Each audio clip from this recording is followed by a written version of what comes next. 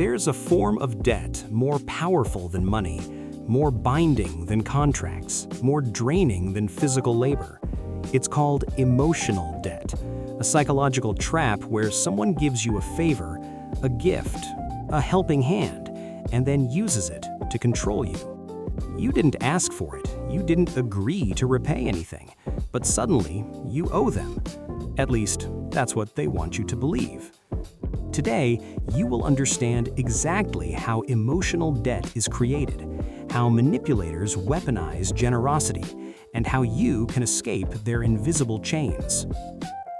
The favor that wasn't free. Think back to a time someone helped you unexpectedly. Maybe they offered advice, paid for something, gave you a ride, supported you during a difficult moment. You appreciated it. You thanked them. You believed it came from kindness. But later, they started acting like you owed them something. They began making demands, implying expectations, pressuring you into decisions. At that moment, the favor transformed into a weapon. This is emotional debt, a controller's favorite currency. What is emotional debt?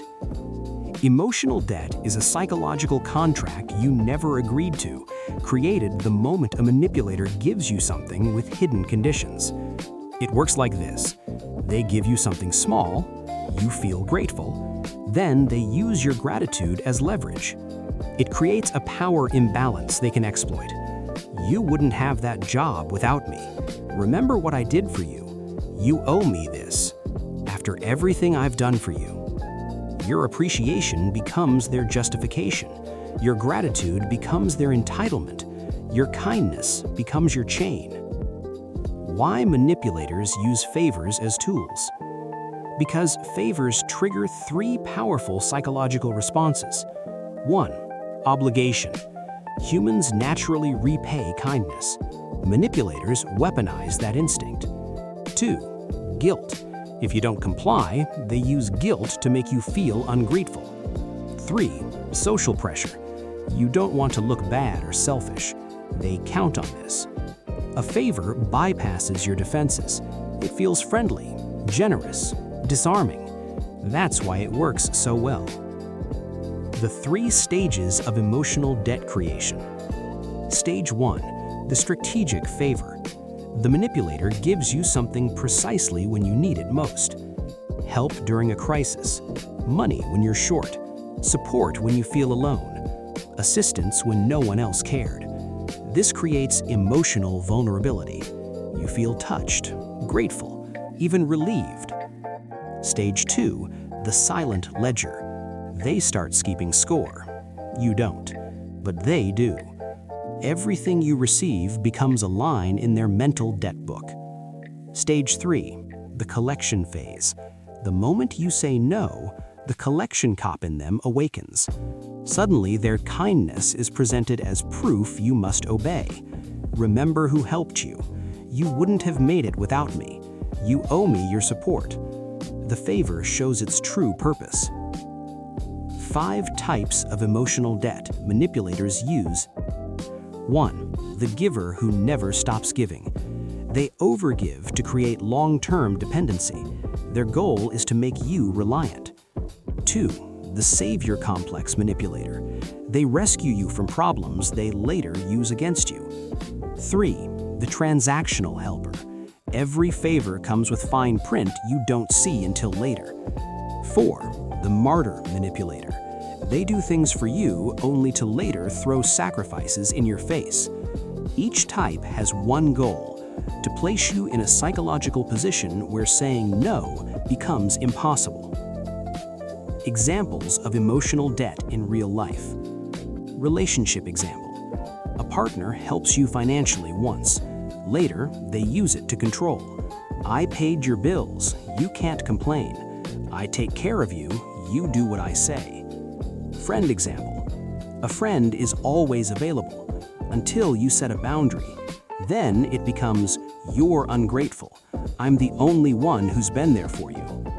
Parent example. Parents say, I raised you so you must obey me forever. Love becomes leverage. Work example. A boss gives you an opportunity. Later, you can't say no to overtime, I gave you this job. Different scenarios, same trap. The psychological weapons used to enforce emotional debt. Manipulators use specific tools to maintain control.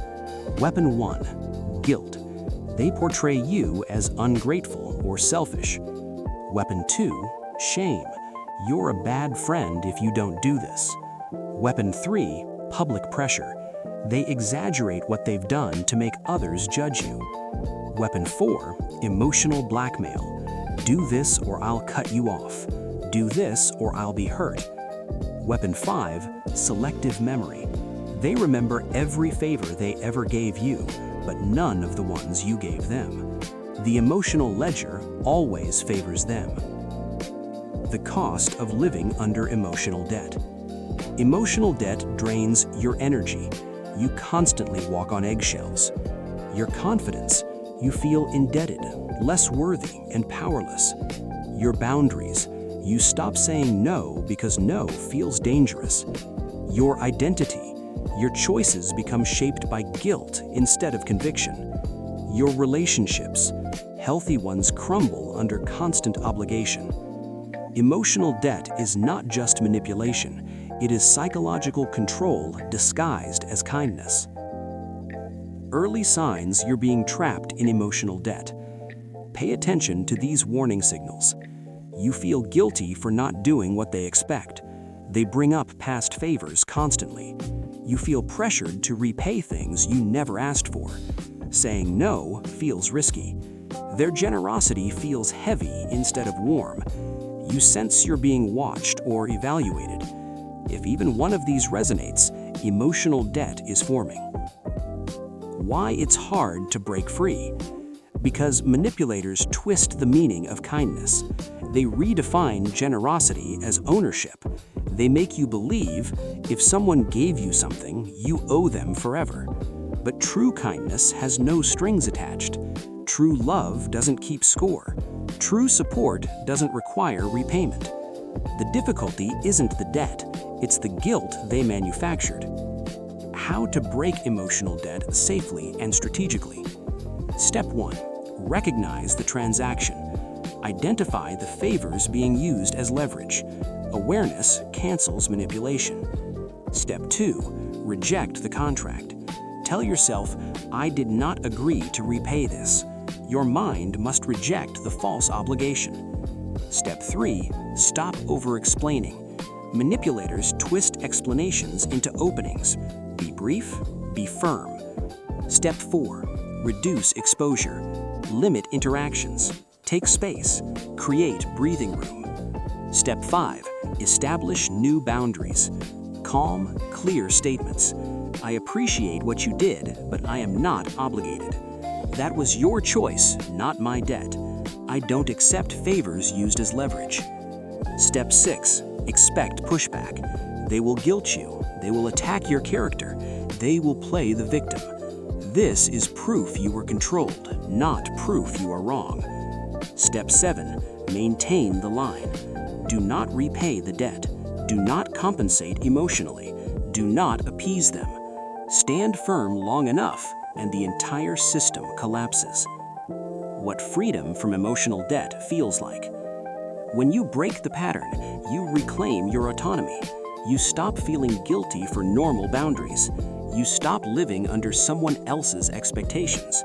You regain control of your time, your decisions, and your emotions. You become someone who chooses freely, not someone coerced by hidden obligations. The manipulation dissolves, the guilt fades, the balance returns, and the manipulator loses their power. You do not owe them your life. The truth is simple. A favor is not a contract. Generosity is not ownership. Support is not a lifelong obligation. You do not owe indebtedness, obedience, or submission. You are allowed to say no. You are allowed to walk away. You are allowed to choose your life without guilt. Emotional debt only works when you believe you owe something. But today, you see the trap. You see the manipulation. you see the truth. The debt was never real. And now, you are free.